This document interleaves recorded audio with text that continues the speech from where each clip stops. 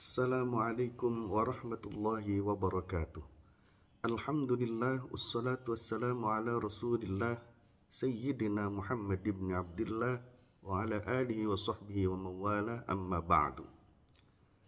Hadirin yang dimuliakan Allah, seringkali kita mendengar dan mendapati bahwa orang-orang itu menyalahkan Allah subhanahu wa ta'ala dengan menganggap bahwa Allah itu berbuat zalim kepadanya, dengan menganggap bahwa Allah itu tidak adil memberikan kehidupan kepadanya, dengan menganggap bahwasanya Allah subhanahu wa ta'ala selalu mengujinya, selalu membuat kehidupan ketika di dunianya itu sempit.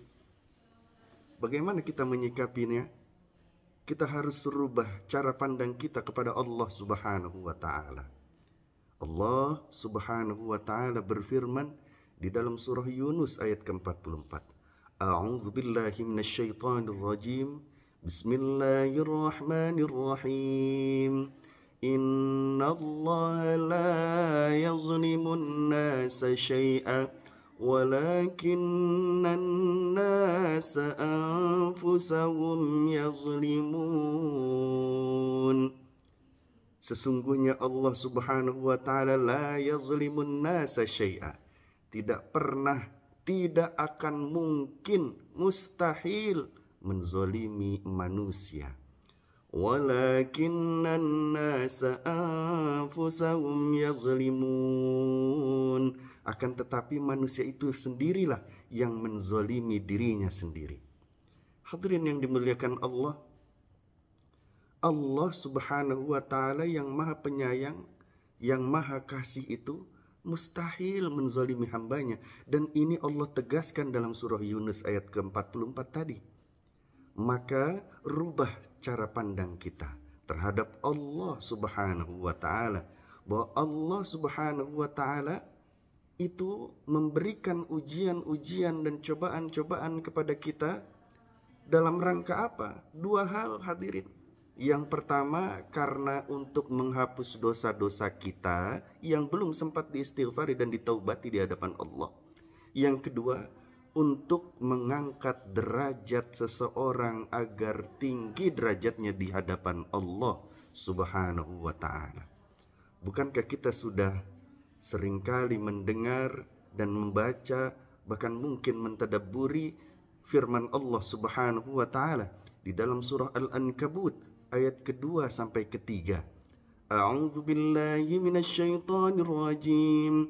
Bismillahirrahmanirrahim.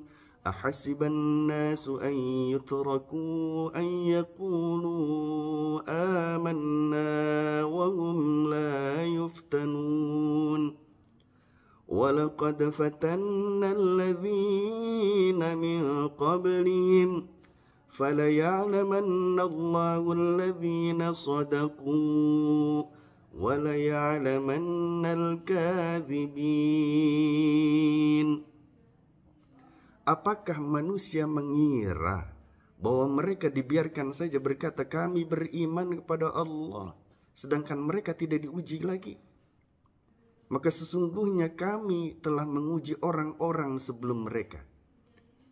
Maka sungguh Allah maha mengetahui orang-orang yang sodaku, yang benar, dan sungguh dialah Allah maha mengetahui orang-orang yang kadzibin, yang berdusta.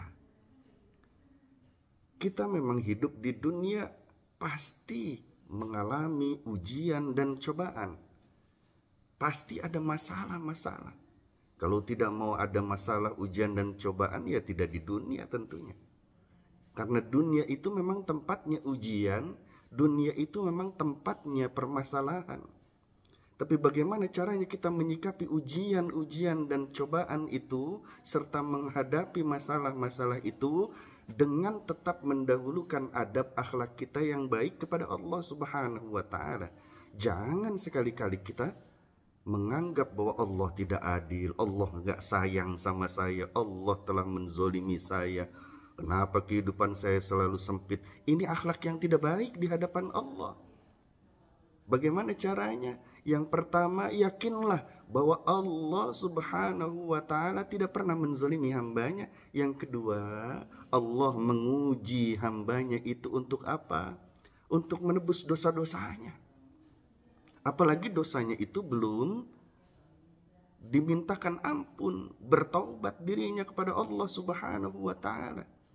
Maka Allah menguji, memberikan masalah, memberikan cobaan kepada seorang hamba dalam rangka menghapus dosa-dosa yang ada pada hamba itu karena kasih sayang Allah Subhanahu wa ta'ala.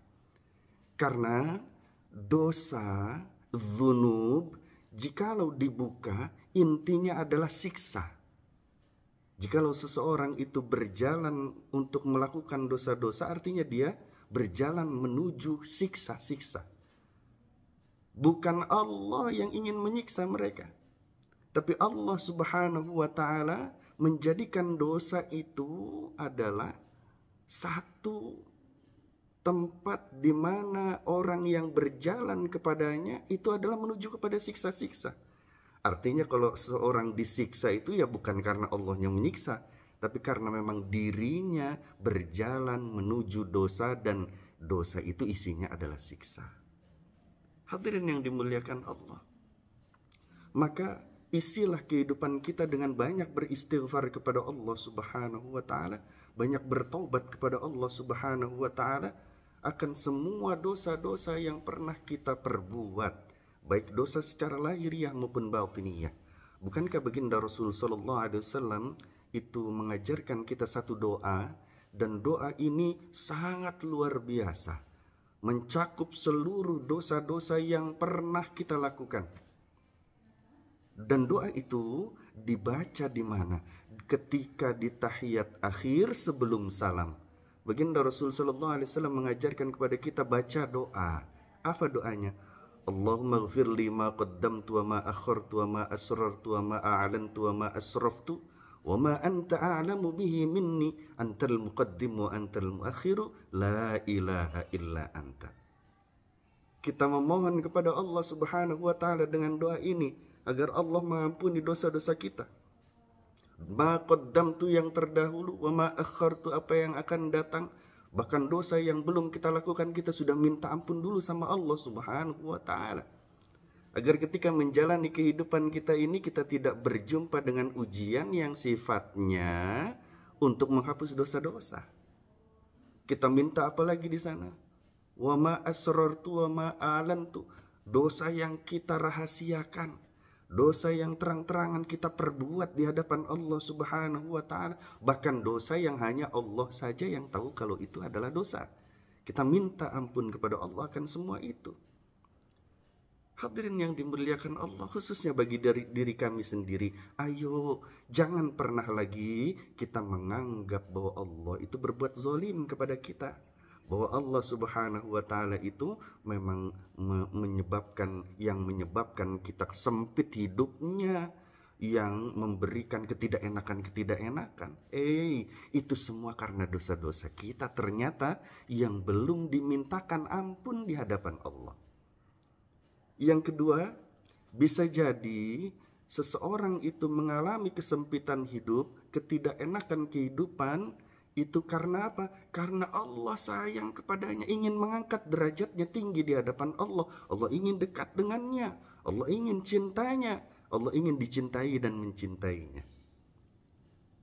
Baginda Nabi Muhammad SAW itu pernah dikunjungi oleh seorang sahabat, yaitu Sayyidina Abu Sa'id Al-Khudri radhiyallahu an. Ketika itu beliau berkata, aku mengunjungi baginda Rasul SAW yang sedang sakit.